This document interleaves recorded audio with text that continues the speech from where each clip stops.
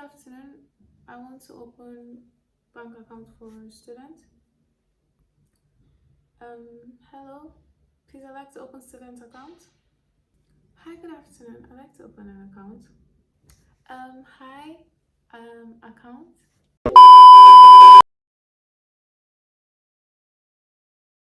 Line up the flags, line up the tracks. I came with a squad, we pick up the net. Light up the flags, line up the tracks. So before we go into today's video, I just wanted to remind you guys to subscribe. Make sure you subscribe to my channel. Make sure you join the Lifestyle with Butu family. I know you guys like what you see and you see what you like. Okay, like jokes, guys.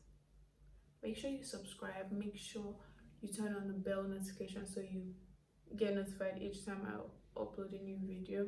And if you like this video, don't forget to give it a thumbs up, and also don't forget to drop nice sweet comments down in the comment section. Let's get right into the video. So basically, guys, today's video, from this title you can like tell what the video is about, but basically a lot of incidents have been happening back to back. At the end of the video, towards the end, I'm going to share a story time, so it's like buy two get one free. Anyways, I'm going to share like a personal experience because this has never actually happened to me, and I've heard stories about it, and it did happen to me, and I just want to share my experience with you guys. But the genesis of like this whole thing is that so basically I was planning a trip, my birthday vlog. I reached out to an agent to help me like apply for like visa, and I got my documents ready. I went to the embassy. I actually went late that day because I had like traffic issues, and I got to the embassy at first and they told me that, oh, they're closed for the day, so I should come back the next day. And the thing is, I don't even stay in the city, so at first I was like, tears were about to drop, and I was like, why are you about to cry? And then I held it together, and then I told the security that, oh, I had an appointment, and he was like, oh, I should give him a minute, and then he told me to go inside. So I went inside and I sat down, and then because everything in the embassy is in Turkish, I just sat down there like, oops, what am I supposed to do? And then everything got mixed up, but I found the counter, the lady attended to me, and then she was like, oh, she collected all my documents, and then she gave me back the bank statement, and she was like, oh no, I need to bring a Turkish account. And I was like, but the sponsorship letter goes with the bank statement, because it was my mom's bank statement, because she was the one paying for my trip. Anyways, she was like, oh no, that I needed to bring a Turkish bank statement, and she was going to give me 3 weeks to go and open an account and come back. If not, she wouldn't give me visa. And I was like, so she gave me back the bank statement that was part of the documents that told me to go and open a local account, which was basically open a Turkish account. And I was like, oh, but like the sponsorship letter which my mom wrote goes with the bank statement. She was like, oh, she's giving me 3 weeks to open a Turkish account and come back. If not, she was not going to give my visa. So I took my remaining documents and I left to venture on opening an account, because basically everyone here knew that they didn't used to open like accounts for Nigerians. So even when she said, oh, go open an account, I was like, oh, okay, fine, sure. I was going to try and open an account. So I left to open an account.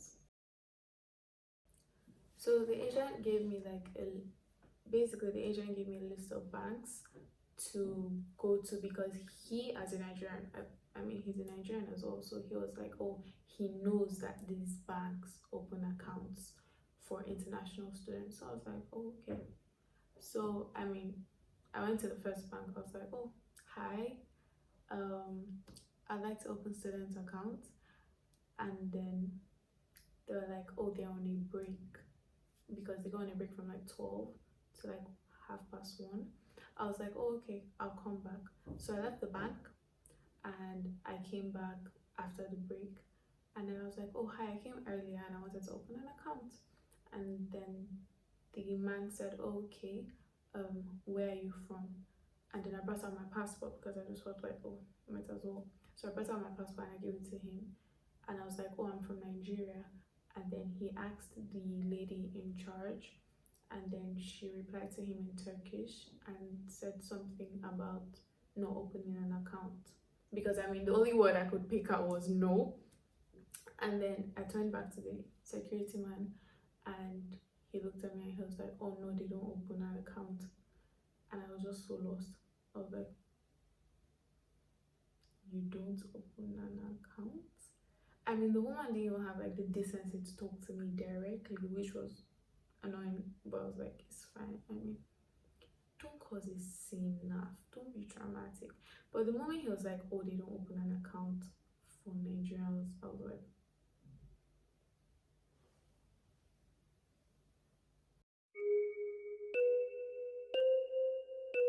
so uh my friend and I left that bank and then we went to the second one, and then it was my turn. Basically, I got my number, it was my turn, and then I was like, oh, hello, please, I'd like to open student account. And then the man was like, okay, passport. And then I gave it to him, and then he looked at me, and then he looked at the woman that was working beside him, and then he turned to her and he said something in Turkish, and then he turned back to me. I was like, oh, machine not working. What? I was like, huh? And then the woman started talking. I mean, she wasn't even attending to me, but she started talking and she was like, oh, we don't open student account. But why didn't you just mention that in the first place? Like, how come you took my passport and then all of a sudden the machine is not working? Make me understand. So I left the second bank like totally confused because I was like, I thought the agent said these banks opened accounts for international students. And then, so my friend and I were walking back to try the last bank, basically, and then go back to school. And then we saw a bank. So at this point, I'm just going to introduce you guys to the water pump sound named Frank. Jokes. Anyways, so my friend and I left the second bank really confused. At this point, I was irritated. It was hot. I mean, a lot was going on, a lot of factors, anyways. But it didn't matter. I was really just trying to open an account. So I was like, on to the next. Anyways, we passed a bank, and my friend was like, let's just try. At this point, I was not trying to like piss her off, but I was like, you're the one who needs it. So get your ass up and go into the bank. So I walked into the bank. And she's even so sweet enough. She goes to the counter and she's like, hi, student account. The woman she wasn't even trying to explain. She was just like, no. I was just like, please, let's go. Like, please, let's go before let's go and drink tea. Let's just go, please. Okay, so my friend and I left. At this point, I was just like, let us go, please. So we got back to the terminal and then we saw this last bank. So the last bank was basically our last option was basically, okay, this bank was named after a university. And then I was like, okay, bank named after a uni, they might as well deal with students even if nobody does. So we walked into the bank, got our numbers, it was our turn. I was like, oh, hello, please, I'd like to open a student bank, like student account. And then first thing first, they couldn't even speak English. So someone comes from the back and she's like, oh, they used to open student accounts, but they don't open it anymore. I was about to ask her, have they closed the uni? Like, have they shut down the uni? Because I don't understand how you're named after a uni and you don't open accounts for students. But I mean, like, being rejected by all banks, like, I couldn't start, like, basically, I couldn't start asking them why. So each time I just got no, I was like, okay, bye. Basically, it didn't make like any sense because I mean, they were always willing to like, oh, attend to me until there was a situation of, oh, where are you from, or passport please, or something like that. And the moment they saw, oh, Nigerian, I was like, oh no, we don't open accounts, we don't open student accounts. And I was just like, really guys, like, really? So I got angry, got tired, nothing I could do. So I messaged the agent. I was like, it didn't work out. And then I had to go all the way to his city to go and try to open it. I mean, I went to like 3 banks in his city, and one said, oh no, they open for only students in this particular university. Okay, that's fine. And then the second one, which was an all ladies bank, which was like the one that actually pissed me off, because every single person I worked there was a lady, but they were so stuck up, so mean, so. But that's fine. It's okay. That's fine. I mean, I still went to the bank that's named after the uni, but in another city, which I finally did open an account. Thank God.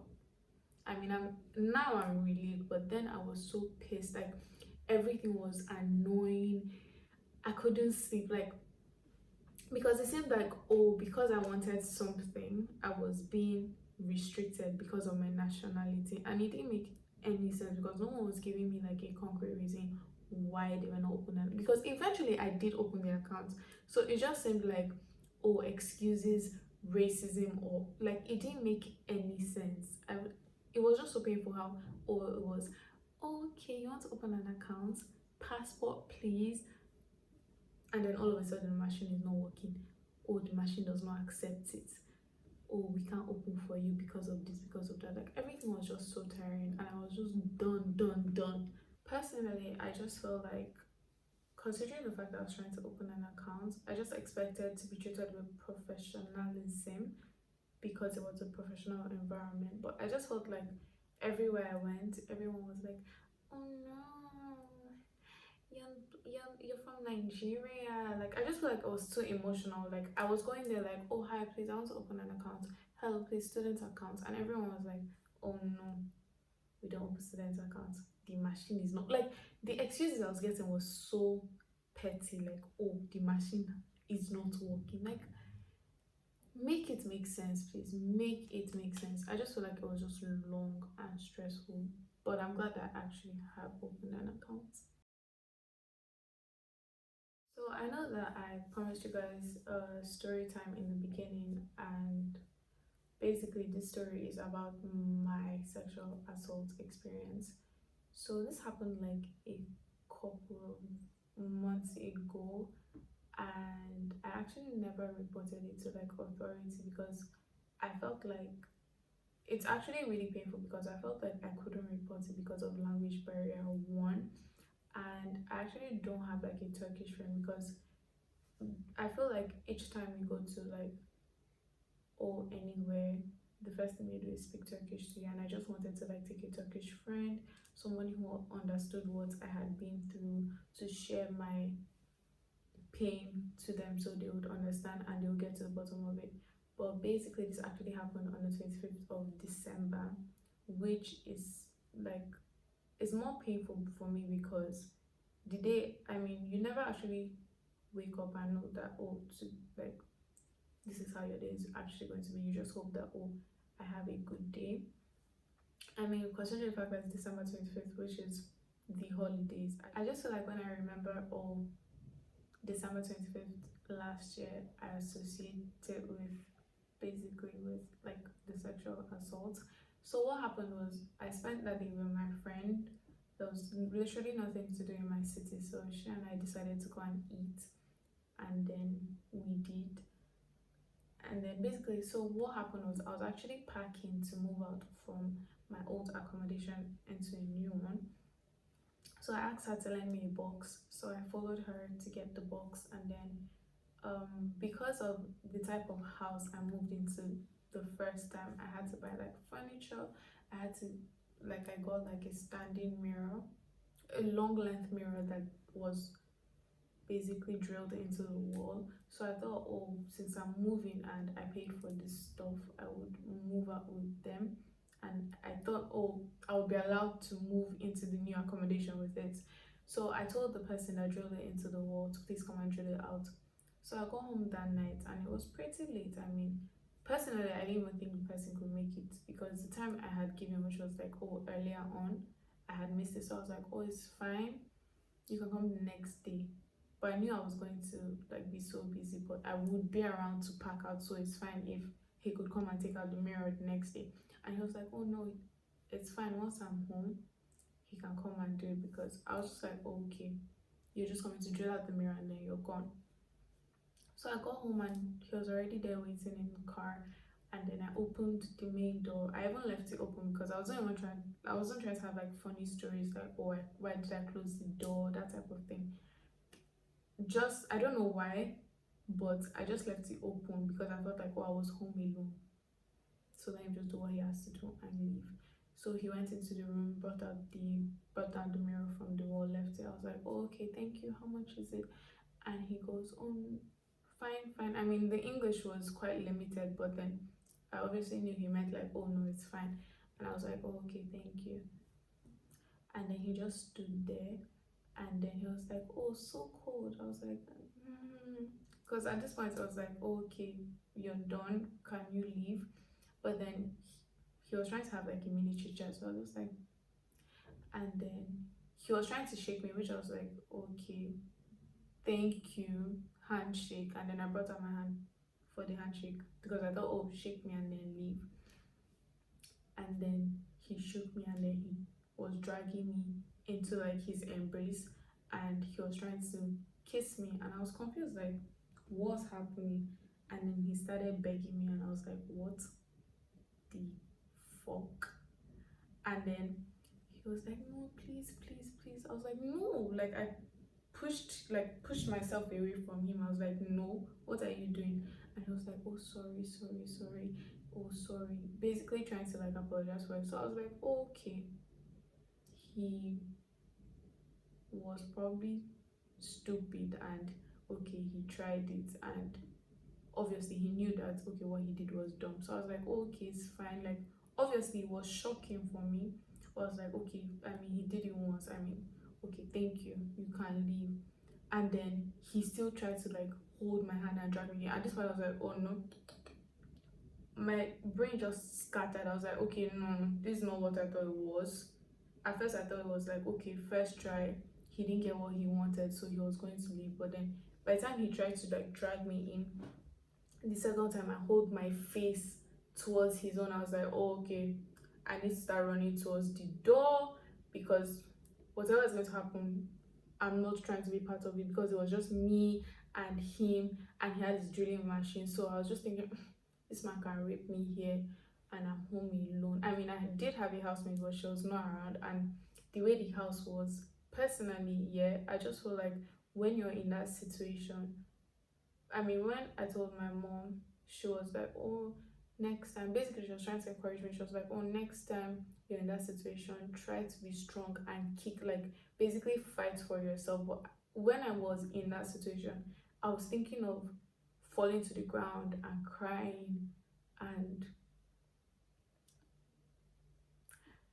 basically I was more of, oh, let me shout.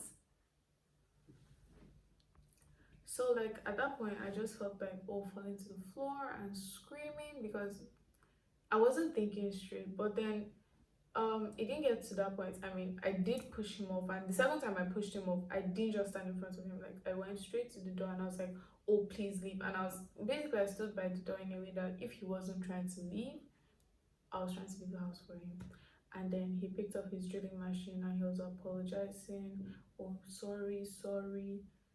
He was saying please in Turkish, because I mean, I know a few words, so it was easier for me to, anyways. He got to the door and then he turned to me, and then he's like, oh, he goes to in Turkish, and he's like, so beautiful. And I was just there like at this point I was just like, if I had something I would have thrown it at him. Like, I was so like, I went from confusion, being afraid, being scared, to being irritated, like, please just go. Like, I just wanted him to leave the house. Like, please just leave, the like get out, like just go. And then he left, and then I closed the door, I closed the back, like everywhere that I felt like, oh, he could come in through, I just locked it. And I went straight to my bed. And at that point I felt very, very vulnerable. In my mind I was like, I don't know why, but I felt like, what did I do wrong? Where did I go wrong? Where did I make him feel like he could make a move towards me? Because whenever someone is raped, everyone's always like, or sexually assaulted, everyone's always like, oh, what were you wearing? And in my mind I was like, bro, I'm wearing baggy sweatpants, I'm wearing a big shirt, I'm wearing a wizard. Like, I knew that it wasn't me, but I was like, where, at which point did I give off vibes of, oh, please try this with me? I was so angry but so scared, because I mean, I couldn't even sleep that night. I called my best friend, she talked to me for like hours. I was even so like, I didn't even want to worry my mom, because I know how worried she gets. But I called her and I told her everything that happened. I was only going to wait like till the next day to tell her, but I told her everything that happened. And she was even trying to like stay on the phone with me, but I knew that, oh, she was just going to worry, and it's fine.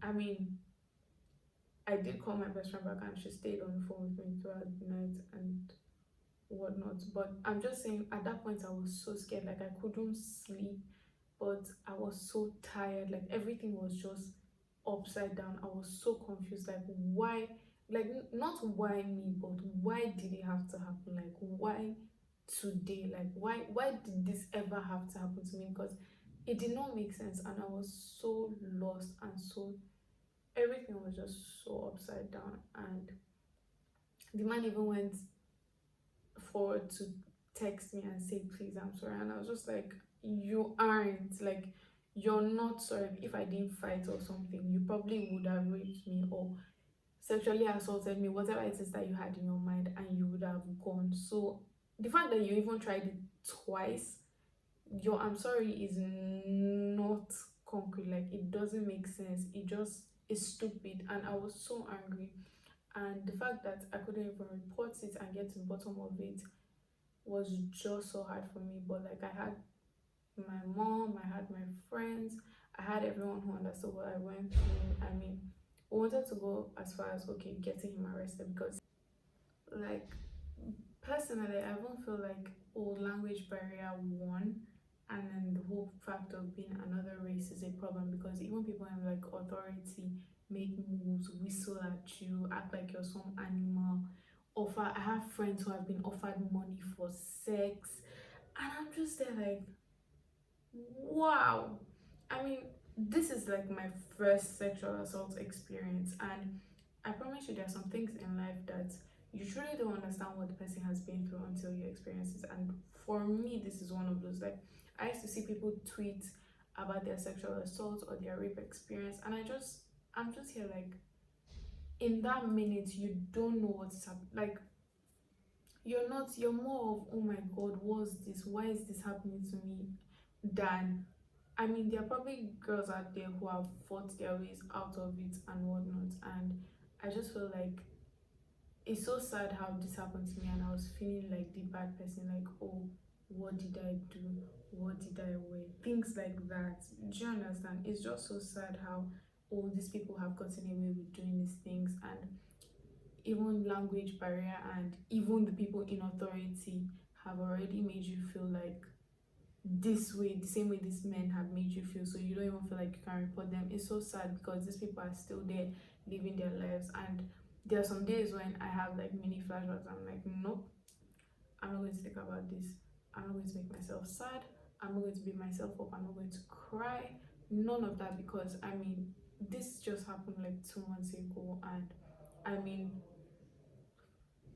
I just feel like I handled it fine, but it's still in my head. Like, people who have been through worse, I wonder what they're going through. But I just know that this, as in, this is hard, and this was hard. And I just want to tell people out there that I understand what you've been through, and I know that it's not even easy sharing your story. And I know that I just want to let you guys know that you're strong. Keep doing you, keep being strong. don't let anything be like, even if you remember it, just try and remember the fact that it's over and hopefully it will never happen again. Thank you guys for watching today's video. Thank you for listening to my story, my personal experience.